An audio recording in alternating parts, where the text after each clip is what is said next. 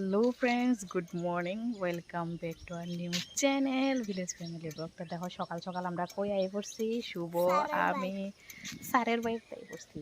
তো আজকে হয়েছে গিয়া শুভর 8 পরীক্ষা 6টার থেকে। তো দেখো আমরা একদম ঠিক টাইমে আই পড়ছি, সবাই আইছে কিনা জানি না। তো চলো ভিতরে যাই আর তোমরা লোকে একটু একটু শেয়ার করো তারা যদি পারি। আর দেখো এদিকের ওয়েদারটা কি সেরা, জায়গাটা খুব সুন্দর না? চল। স্যারের বাড়িতে ঢুকতেই আমার পড়ে গেলো একটা খুব সুন্দর আম গাছ। আর দেখো আম গাছটার মধ্যে প্রচুর পরিমাণে আম ধরে রয়েছে, মানে দেখে তো খুবই ভালো লাগছে। এটাকে একটু ক্যাপচার করে নিলাম। আর শুভ, তুমি কেমন, তোমার রিয়াকশনটা দাও। ভয় লাগতেছে? কোনো ভয় নাই, সুন্দর করে এক্সামটা দিবা। তারপরে এদিকে শুভ আয়া কিন্তু বইয়া গেছে গা একদম, আর খাতা টাতা দিয়ে দেওয়া হয়েছে। শুভর ওখানে আর্ট করাও শুরু হয়ে যাবে গা। তো সব কিছু ঠিকঠাক করে কিন্তু আমি ওখানে জামুগা বাইরে দেখো একটু কিছু মানে ফিল আপ করণের আসলো। তো ওইগুলো ফিল আপ করে সেটা আমরা ওখানে জামুগা বাড়ি। তার দেখো প্রচুর পরিমাণে এরকম শুভর মতো আরও স্টুডেন্ট আছে। তো তারা কিন্তু সবাই আজকে মানে এক্সাম দিতে আইছে। তো যাই হোক এক্সাম শেষ করে কিন্তু ওখানে আমরা বাড়ির লেগে রওনা হয়ে গেছি। আর তখন কিন্তু মোটামুটি রোদ্র ওঠাও শুরু হয়ে গেছে, কারণ যেহেতু অনেকটা সকালে আমরা আইছি ওখানে বাড়ির না। ও আমদানি পরীক্ষা দিছি তো কেনা দিছে। ও তো পরীক্ষাটা কেমন হয়েছে কইয়া দাও সবাই রে। তো শুভতার এক্সাম শেষ, তখন আমরা যেতেছি গা বাড়ি হাঁটি হাঁটি পা পা কইরা। আর যে সময় পরীক্ষা দিতে যাইবো তখন তো তারা হোরা কি কেমনে যাইবো ঠিক নাই, যে যেমন পারছে এমনই গেছে গা। কিন্তু তখন আমরা বাড়ি থেকে সবাই একসাথে যাইতেছি।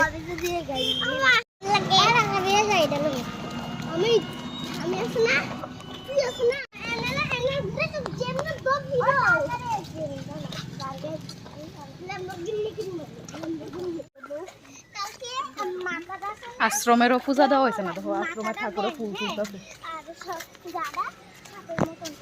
তো এই জায়গাটা কি একটা ঠান্ডা না, মানে গাছটির লেগা। হ্যাঁ ঠান্ডা লাগতেছে না? ঠিকই তো, এসির বাতাসের থেকে তুমি গাছের পাতার বাতাসের লগে তুমি এসির বাতাসের তুলনা করো, এটা থেকে তো ঠান্ডা হইব। যার যার বাড়িতে ঢুকা যাইতেছে, আমরাও আমরার বাড়ির ঢুকা জায়গা।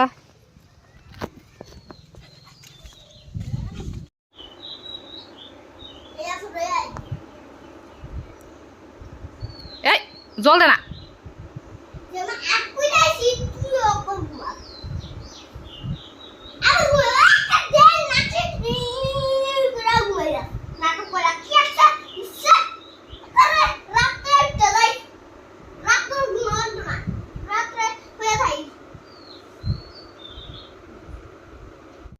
তো 5 মিনিট হয়ে গেছে আইসিতে। তো ওখানেও ড্রেস টেস চেঞ্জ করছি না, মানে হাইটা হাইটা আয়ো না, এত একটা গরম লাগছে।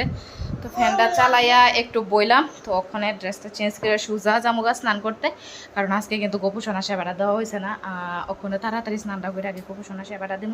তো চলো ব্লগটা কন্টিনিউ করুন, দেখতে থাকো। আমি তো স্নান করে আয়া পড়ছি, এবারে যে গোপুসোনার পালা এদিকে দেখো বলের মতো ফুল দিয়ে সাজায় রাখছি, আর এদিকে জলের মধ্যে তুলসী পাতা দিছি, আর এদিকে একটু চন্দন বাইটে রাখছি। তো এই দিদিওই কিন্তু আমি গোপুসোনারে প্রত্যেকটা দিন স্নান করাই। আর যেহেতু আজকে মানে অনেকটা গরম পড়ছে, তো গোপুসোনার একটু চন্দন মাখাইয়া স্নানটা করাইলে খুবই ভালো হয়, কারণ গোপুসোনা তো অনেক ছোট, গরম বেশি। তো মানে চন্দনটা যেহেতু ঠান্ডা, গোপুসোনারও একটু ঠান্ডা লাগবো, তার লেগে কিন্তু গোপুসোনারে এরকম করেই স্নান করানো হয় প্রত্যেকটা দিন। তো যাই হোক পুজো দেওয়া কিন্তু আমার কমপ্লিট। আর এদিকে একটু প্রসাদ নিয়ে নিতেছে, একটা পাশের বাড়ির একটা মেয়ে আসলো, তো তাইরে প্রসাদটা দিব। আর আজকে কিন্তু যাইব একটু গোপুসোনা বেরু বেরু গরনের লেগা নেও। তুই দাঁতটি তো নাই দে মাইনছে দেখালাইছে তো ইরা। তারপর আর কি আয়া পড়লাম রান্না করে।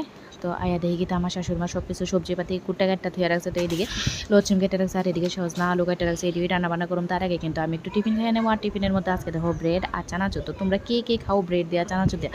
আমার কিন্তু ভীষণ ভালো লাগে ব্রেড দেওয়া চানাচুর দেওয়া খেতে, তাও আবার এরকম সকাল সকাল। মানে তারপর কিন্তু আই পড়ছে গোপুসোনারে নিয়ে যাওয়ানোর লাগে, এই যে পাশের বাড়ির তারা। তো তারা হয়েছে গিয়া গোপুসোনারে নিয়ে যাবো। তো চলো দেখতে থাকো ব্লগটা। গোপুসোনা আজকে যাইতেছে গা বেরু দিত একটা দিদির বাইত না, আরুষি গোপোষণারে আগায়া দেওয়ানোর লেগে কিন্তু একদম গেটের মানে কাছাকাছি আই পড়ছে। আর ওই দেখো গোপোষণা যাইতেছে গা। তো যাই হোক গোপোষণা আবার এক মাসে লেগে যাইতেছে, এদিকে হচ্ছে গিয়ে বেড়াইতো। তো যাই হোক গোপোষণার আগায় দিয়ে কিন্তু আমি আবার রান্নাবান্নার কাজে লেগে গেছিলাম গা।